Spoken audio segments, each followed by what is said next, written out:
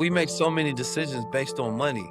We forget our souls. Everybody wants to be able to take care of themselves from their own self-manifestations. And I think that a lot of us discount how powerful it is that if we change ourselves, we can affect so much more. So it's not so much about how powerful you are, right? But can you guide that power with wisdom? You can't pretend to be asleep because they'll even invade your dreams at this point because the American dream is dead. I think that ultimately it comes down to the self-confidence of knowing who you are. By changing you is how you change the world. Reading is like water. I don't want to be dehydrated. What you do frequently becomes your frequency. I made a decision to be a certain type of man in the world, to be what I didn't see. The man I wanted to be is different from the man God called me to be. There's things that God wants me to do that I don't be feeling like doing. But when you submit your will, you gonna do it anyway. I know you're a Muslim, I'm a Christian. It's not even about that. It's not about the religion. It's about just getting to that higher consciousness, getting to understand who God is, what God is doing in your life, and the direction he's trying to take you, and just being on that path. So it is that ability to recognize that spirit in both of those men that cleaned them up. That's the perfect religion. But gratefulness to me is the key to life. It allows you to win the wars that secretly you battle within. Reminding yourself that things could be worse and things will be better. I don't need you to go into your past just to remember. That's good when you have good memories to reflect upon. But if you don't, go into your visions. I want you to create a whole new version of yourself. And I want you to act as if you're that person already. Something you're still healing from. I'm still healing from... I'm Mr. Made Different, and this is the Words of Encouragement podcast, where we talk faith, purpose, and becoming everything God designed you to be. Let's get into it. Welcome to another episode of the Words of Encouragement podcast. I'm your host, Mr. Made Different, and today I got a special guest, man. But before I get into that, I want to just remind y'all to like, comment, and share the video and subscribe to the channel. But today's guest doesn't just speak, he unlocks minds. He's a thought leader, an author, and a global speaker whose voice echoes across nations, calling a generation to wake up, wise up, and walk in divine power. He's known for merging spirituality with science, culture with consciousness, and purpose with profitability. You've seen him shift rooms, shake systems, and spark revolutions, not with noise, but with high-level thinking and uncompromising truth. He's a visionary, a warrior in a tailored suit, and a man who's not afraid to challenge the norm while honoring the divine. Family, help me welcome to the Words of Encouragement podcast, my brother, 19 Keys, man. Man, thank you. I appreciate that introduction. That was very nice. Yes, sir. Yes, sir. So I've been following you for a while. I know a little bit about your history. But for the people who don't know, what was like growing up and where you're from and all of that? I'm from Oakland, California. I was born in St. Louis. I moved when I was around 1 to 2 years old. I grew up in a very militant environment. You understand me? A Black Muslim environment. I grew up in an environment where I seen Black men with power, money, right? Entrepreneurship.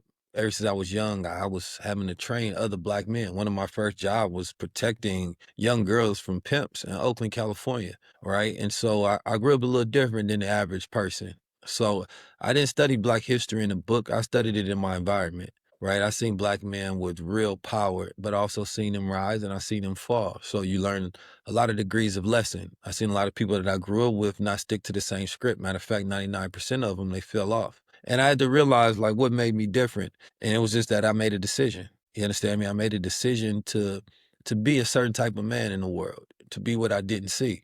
Right, I had multiple court cases that I caught, some with my own father, my own brother, right? Luckily, I was able to beat those, right? And I got a clean record to this day, but I understand what it's like to be a man in the streets. I understand what it's like to be a man in corporate. I understand what it's like to be specifically a Black man. You understand me, as a Muslim in America. And so as W.E.B. Du Bois, he coined the term double consciousness, but I feel like for me, it was a triple consciousness. You understand me? It's how I see myself, how the world sees me.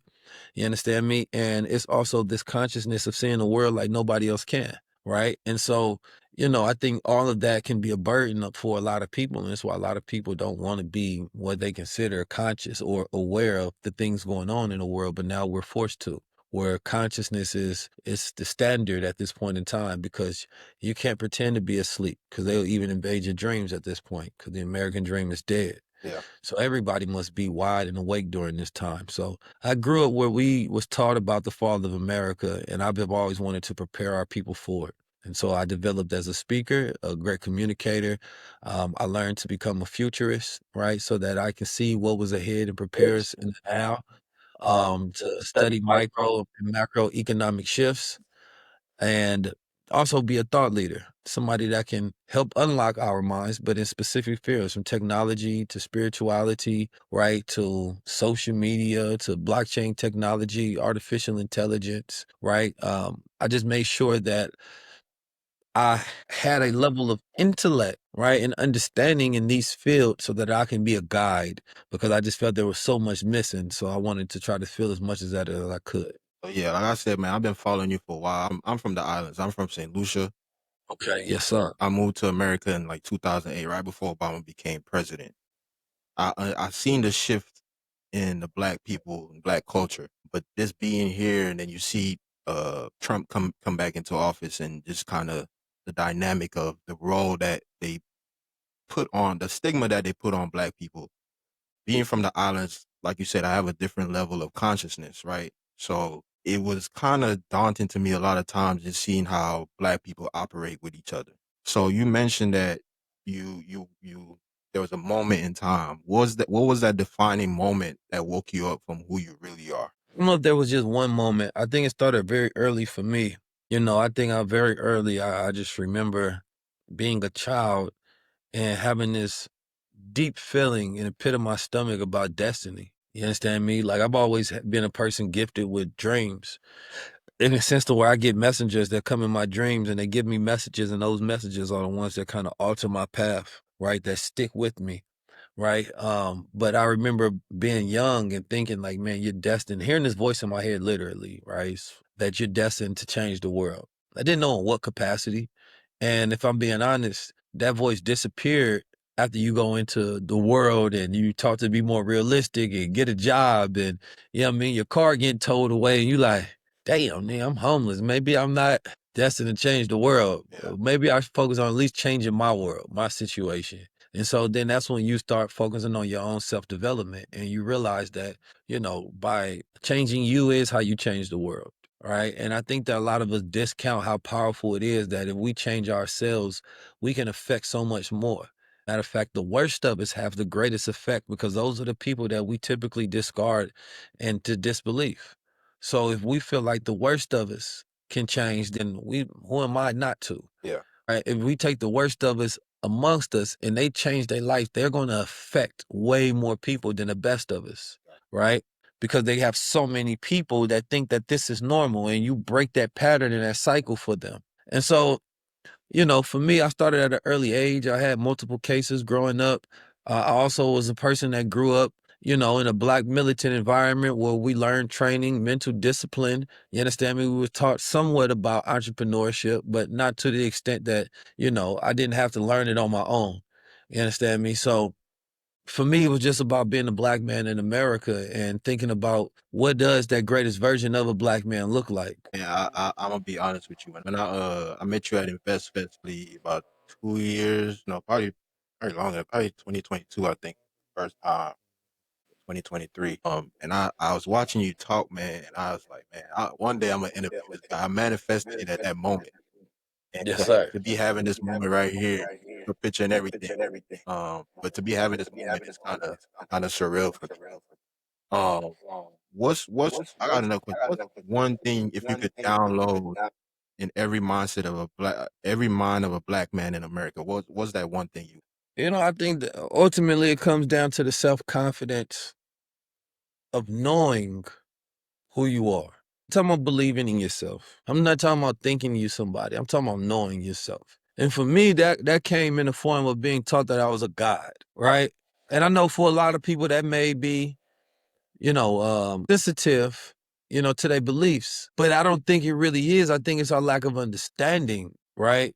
It's the reason that we can't qualify ourselves to be something greater. Because if you can call yourself a goddamn young YN or a nigga, and your religion holds space for you to be able to call yourself less than, but not be able to exalt yourself up, why is it creating a ceiling for you? And that's to keep you in control.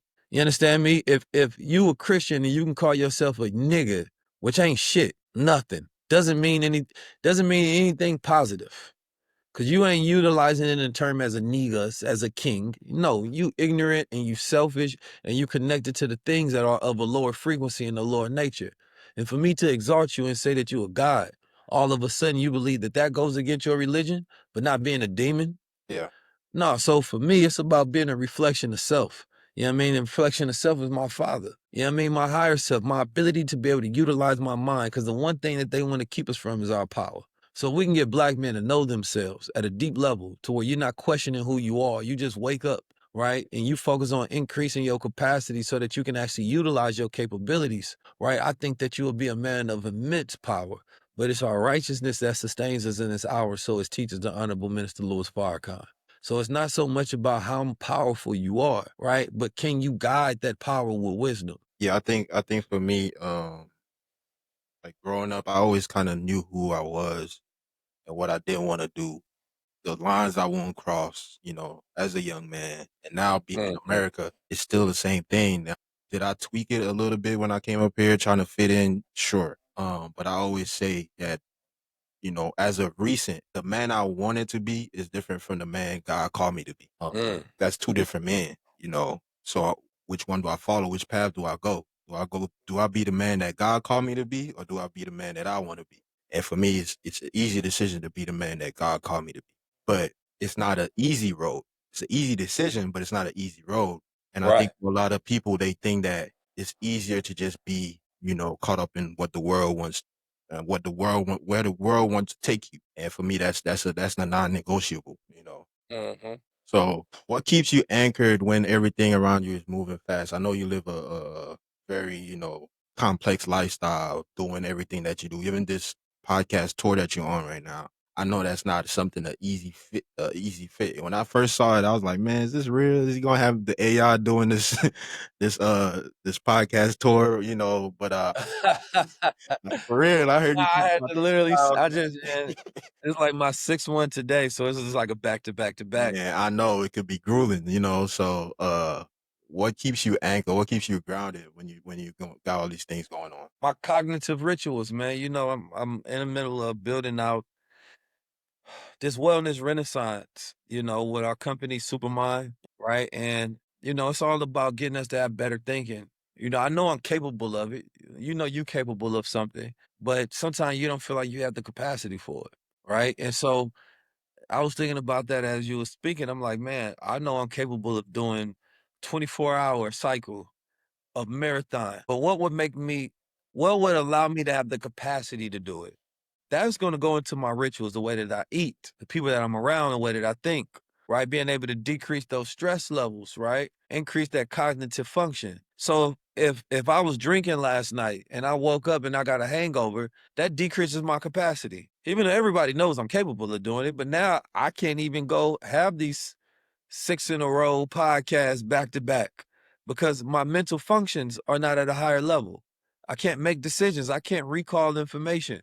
You understand me? And so I don't have the clarity, and the clarity is what you're focused on. Yeah, So for me, I started getting into adaptogens and nootropics almost like 10 years ago because I used to have brain fog, right? And I wanted to think about like, damn, I know I'm capable, but why don't I feel like I have the capacity, right? And so similar to a phone, when you free up space on your phone, you can download more things, right? You can use more functions within that phone. It's the same thing with the human brain, right? And so I think that a lot of people are getting drained, right? By the middle of the day, or they start their day off getting drained. You pick up the phone and all of a sudden you in it and you scrolling. Now it's giving you a dopamine boost, right? Now you're getting cortisol spikes, right? So now you have this anxiety and you don't feel like you have the capability of dealing with things when it's really just your capacity because you should have started off with a meditation, with some light reading, brushing your teeth with the opposite hand, maybe doing a cold shower, getting you a cup of Supermind, give you a boost of cognition, then start making decisions from this place at 100% battery. You understand me? So it's like I'm a cognitive athlete. Where some people they get prepared for football, physical, track, boxing. You know what I'm saying? What about that cognitive athlete? What are the things you would do if you were preparing your brain to become better? right? And so that's what allows me to be able to do a tour like this, is that I focus on cognition. One sec, can you hear that? One more song. Yeah, thank you, brother. That was decreasing my capacity to focus. Before I get into the lightning round, I probably got one more question. How do you know when your soul is out of alignment? When you don't feel energized to do the things that you're doing, alignment gives you perfect energy. When your heart, your soul, your mind is in something, it's a battery charge that happens, right? There's a level of alignment that you have. There's a level of love for what you do. That even if you don't feel like doing something, you still get it done, right? When you align with something, and this is what most people don't think about, you're willing to die, kill, and live for it. When you wake up and you don't have no passion in your life, it's because you don't have no alignment, right? And typically, a lot of time we get out of alignment because we stop living in harmony. We stop living in harmony with our values, our goals. We stop living in harmony with the universe, right? And so for me, alignment is making sure that things are in harmony with each other so that what I believe, right, is in alignment with what I'm doing. So there's no disconnect to where you can be making money, but you don't like the way you're making money. You can be working a job, getting paid more than everything, but you don't like what you're sacrificing at this job. You sacrificing your integrity. You letting people talk to you all kind of way. You understand me? And in your mind, there's an unalignment. You start becoming sick because you're not saying the things you want to say. So now you're going to have problems in the throat, right? You're not doing the things you want to do. You got problems in the heart. Yeah. You understand me? And so it starts to make you feel drained because you spending most of your energy holding yourself back instead of being a real version of yourself. So for me, the moment you start getting those questions in your mind and you stop feeling energized by what you do, you're out of alignment. Anything that goes against your values that you do anyway, Yeah. is out of alignment. Yeah. So for me, I own a painting business, right? And I also, it's funny you talk about a job. I got a job last December, because I just had my first daughter, Congratulations. and I just had another one in May. So Mm. I got a job just to kind of keep things stable. And I was on paternity leave since May, and work has been picking up for my painting business. Man, I extended my paternity leave for an extra month, and they kept calling me. The job kept calling me. It's like, hey, when you coming back? Yada yada. I'm like, I don't know if I'm gonna make it back there. I had to be honest with them. So it's funny that you said that because I just literally sent in my resignation message today to my supervisor, telling him, I can't make it up there. It's too far. It's an hour away. It takes so much out of me. And like you said, I don't have the capacity to do that no more. You know what I mean? Does it provide a stable income? Yeah, but it's not worth it at the end of the day. Does it provide a stable spirit, stable mind? Exactly. Like we make so many decisions based on money. We forget our souls, right? And the world keeps telling us to justify doing things. Well, how much you getting paid? Or I would have stayed. Yeah, but you never asked how I felt. You never asked if I was in alignment because the world don't care.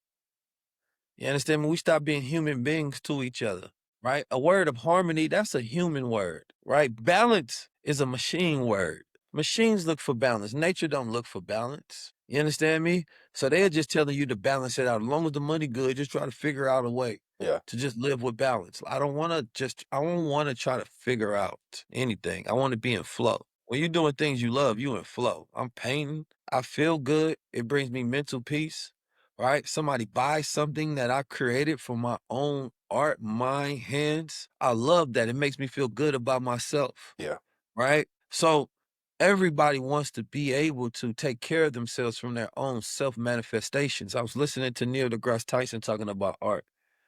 He said, as a scientist, you discover, right, what's already in existence, right? But, and I'm paraphrasing, but as an artist, you produce something that only you could have brought into existence. It's a completely different reality that one gets to live. Because if you didn't do it, there's no discovery. There's no matter how smart somebody is, they don't get to see your art, experience your art. So art is this personal contribution to the universe, right? And so this is why on a spiritual level, we always appreciate, and therefore we also know who we are, because sometimes you don't know, as my brother Keenan say, if you good or the machine you're a part of is good.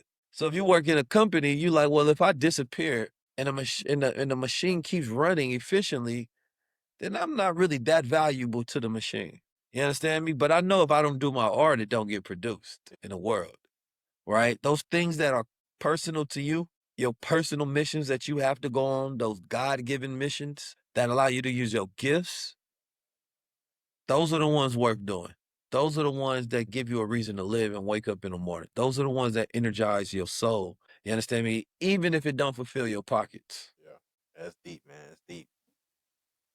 That's deep, bro. That encourages me. You know, I know you're on words of encouragement probably. That encourages me because sometimes you feel like you're making the wrong decision by the choices that you make, even though it's in alignment with what you envision in your life. Um, you know, like I said, I envision this moment right here, and for it to come to fruition is it's like, okay, I'm on the right track. You know, if I didn't start this, man, I started this when my wife was pregnant. Just being on cameras, like I got to do something. I think it was between you and Jeremy Anderson speaking on stage at InvestFest. I was like, man, I want to do that. You know, Yeah. I want to change the world with my voice. And coming from totally different background to what I do, it's like, how do I find the steps? And that night I got home, started making videos, you know, and it snowballed into this moment right here. So I just want to encourage anybody watching this to start.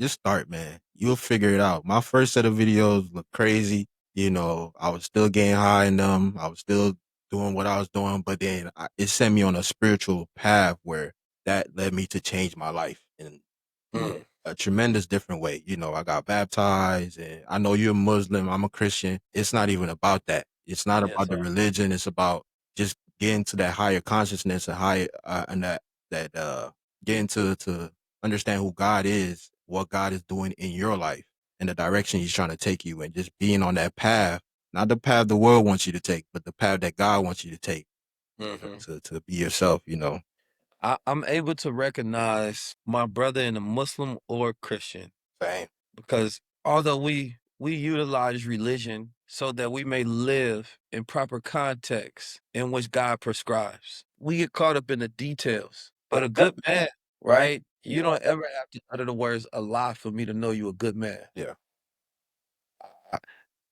I don't need you to say you're a Muslim for me to recognize what I recognize in my Muslim brothers and another good man, right? Because I've seen brothers that have called themselves Muslims done terrible things. Some of them are killed, they robbed, they steal. Couldn't trust them for nothing, right? Same thing, Christian brothers, right? Grew up in a church, but murdered somebody's black son.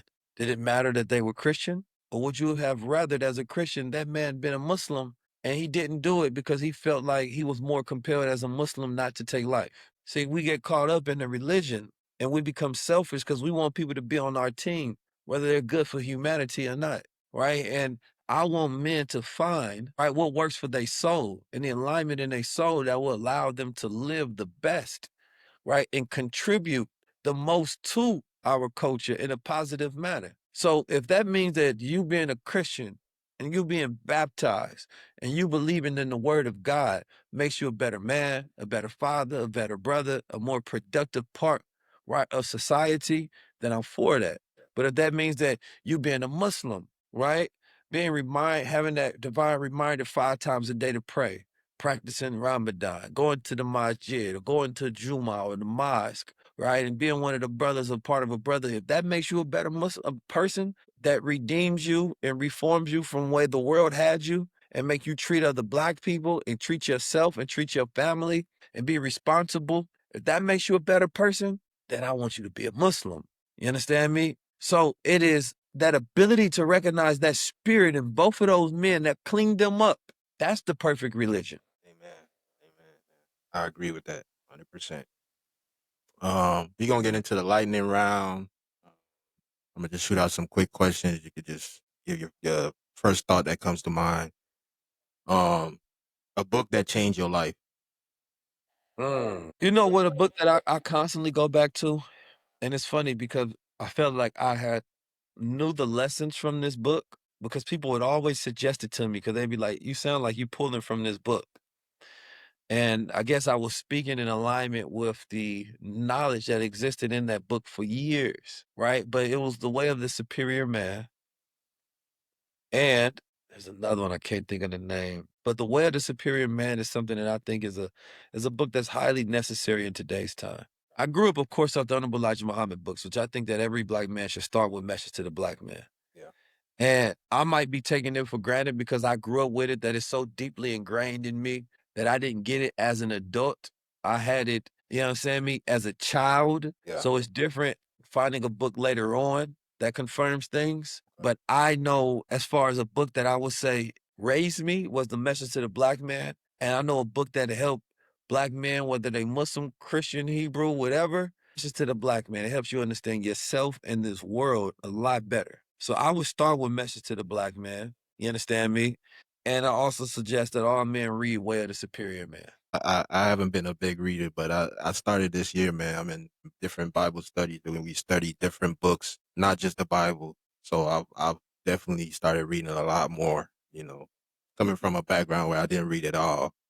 Yes, sir. That's something that I started on that journey. So, Now um, I gotta read, man. yeah, for sure. Reading is like water. I don't want to be dehydrated. Oh yeah, I got you. Daily non-negotiable. Daily non-negotiable. Water. Gotta drink me some water every day. And I'll say that because it's a small ritual of wellness and gratitude. You understand me? Also now is prayer. You know what I mean? Like it's funny, I got this app on my phone. It's this Muslim app where it reminds me 5 times a day when to pray. It just sends me a signal. You understand me? The Muslims pray in conjunction with sun salutations. So as the sun moves throughout, right, we get a prayer in and it wakes us up. And it's this cosmic alignment, if you will. And so you might be doing anything in the world, and this is something that I didn't always was a avid a prayer like that. But I would see some of my Muslim brothers I'd be around, we'd be in the middle of a meeting, and they'd be like, "Oh, I gotta go pray," and then leave out the room, pull out their rug and pray. Or I see in the airport, no matter what you're doing, you will hop out of line and go grab your prayer rug and pray. And I just thought, I think from the outside looking in, it feels like they're doing it as an obligation, right? And that's not it at all. It's not that, yes, you are obligated, but that's not what it feels like when you're doing it. You understand me? It's reconnection. It's a recharge. Yeah. You feel me? It's like, it's a reminder. Like, man, and it feels so good because it starts to anchor you and it starts to center you in a way to where it's like, man, I've been in the world. And then all of a sudden here comes this reminder to tap in with God, right? Tap in with myself and recenter myself. And if you do that throughout the day, it's like taking 5 times to go meditate. You know what I'm saying? It feels really, really good to recenter yourself and refocus, then get back to what you're doing. And so I think that in the world that we living in, man, we might need to be praying 10 times a day because there's a lot going on. Right. You're right. You know, I had a dream about God wanted me to pray for people, man. It's like, man, like you said, you get these visions and dreams sometimes, and you're like, I don't know if I could do that. I don't think I'm prepared to do that just yet, but it's giving me a way to figure it out. That's Yeah, the journey I'm on. I think it's more important to understand the why. Yeah. Because what does it mean to be the person that is prepared to do it, right? Because it's not that you, again, go back to the capability and capacity. It's not that you're not capable. You're capable of doing it. But the question is, why don't I have the capacity? And then that forces us to look inside ourselves to be like, why can't I do it? What is the block? What would stop me? Is it ego?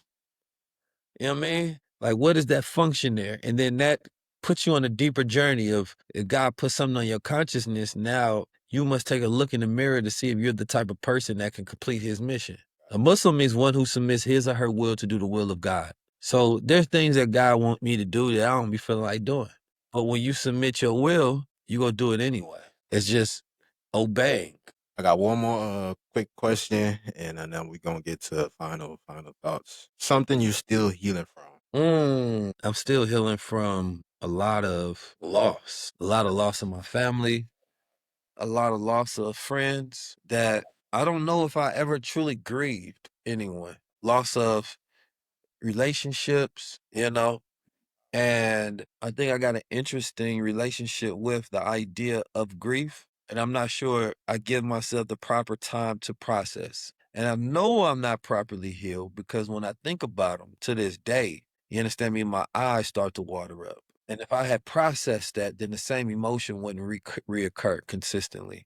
Anytime I think about friends and family that I lost, I realize that, I haven't given myself the proper time to grieve those relationships lost. I don't think a lot of black men give themselves the time. You know, I lost my grandma last year, and I had to sit with that several times to kind of process it. You know, mothers they can roll around. I'm like, man, and hearing my mom speak about her, it, it's a different nerve, and just certain moments will remind me certain things I hear, certain songs that may come on. It just like puts you right back into that place. But yeah, that's deep, bro.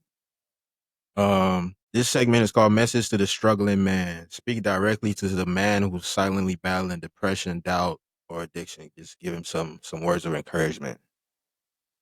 Mm.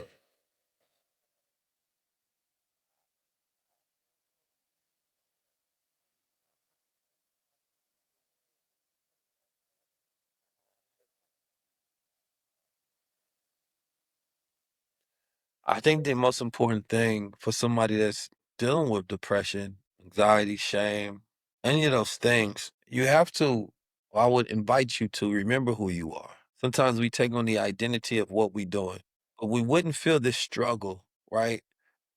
Feeling shameful for what we do if we know that it wasn't us. When you do those things, you feel shame because you know this not me. Why am I doing this? Right? And it's this disconnect and unalignment, and you have to always remember who you are. Because the more you stuck in this feeling of shame, it makes you sick. And then it creates this cycle of being stuck in the thing that caused it, because at least it's the one thing that gives you comfort. So reminding yourself who you are, not just your name, your essence. When you were a child, depending on what type of childhood you had, there was a moment in time where you looked towards things in a very bright manner, or there was a time in life where you consider yourself to be an upstanding, strong, confident human being, right? Knowing that you're worthy of God's attention, if you will.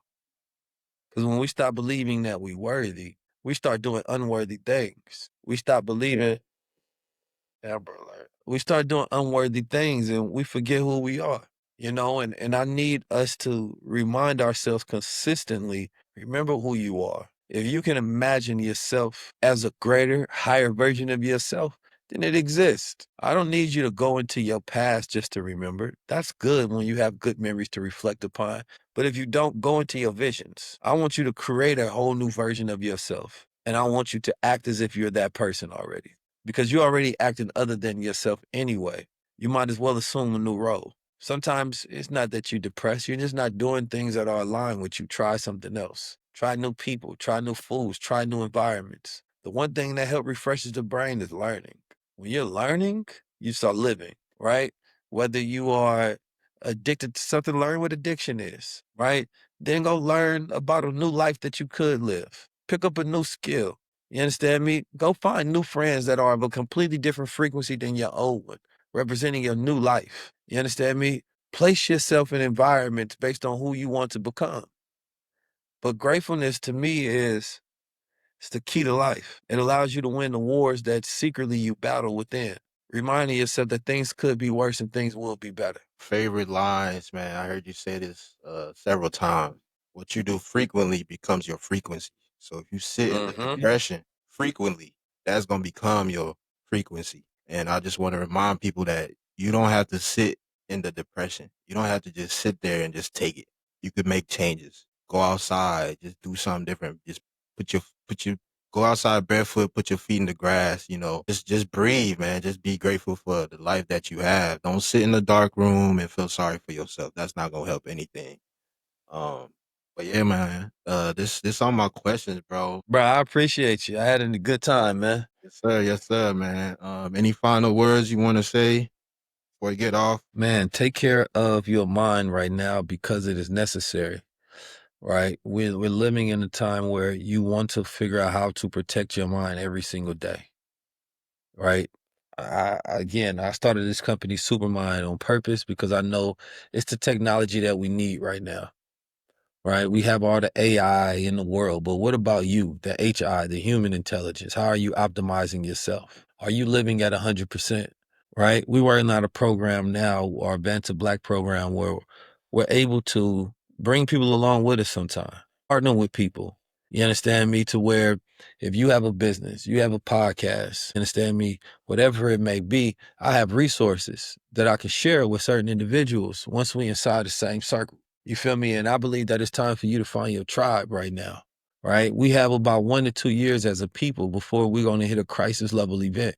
And that crisis level event is really thinking about how we're most likely going to have to go through a very dark, lonely road of not having no power for a very long time and waiting for another opportunity to open up like the one that is open right now. This artificial intelligence, the cognitive warfare that's being played out. You have new robotics that's happening. You can go study what's going on with Palantir. You can go study the Dark Enlightenment philosophy from Curtis Yarvin. You understand me? Go study what's going on, uh, what these devils have planned for you and your mind and your family. They want to keep you either in a digital slavery or in a physical one. You choose. But there's an opportunity right now that exists for all men and women who pay attention, who care about themselves. I've been teaching about digital currencies for the last almost 10 years now. You know what I mean? We created a bundle pack that people can get access to, right? From all the lessons I've been teaching over the years. I can't force people to take the keys to their own salvation. That's up to you. If you don't care about your family's future, then nobody else should. Right? But we have to stop acting like we victims of circumstances when we really have the greatest opportunity to be rulers right now. But if you can't focus, then nothing matters. That's why you need to focus on your capacity and gain clarity right now. You understand me? Change your habits, change your rituals. Because this time it requires a supermind. Peace to the gods. Peace, man. Peace. I appreciate it, man. 19 Keys. Another marvelous episode, man. Brother, you have a good one. I'll see you soon. Eat an Invest Fest. Yes, sir. Looking Man. forward to it. Yes, sir, man. I appreciate you, man. Peace. Peace. This was another marvelous episode of Words of Encouragement. Stay tuned, man. Stay tapped in. We doing big things, bro. We doing big things, man. I appreciate 19 Keys for coming on, tapping in with me. But yeah, we doing big things. Salute.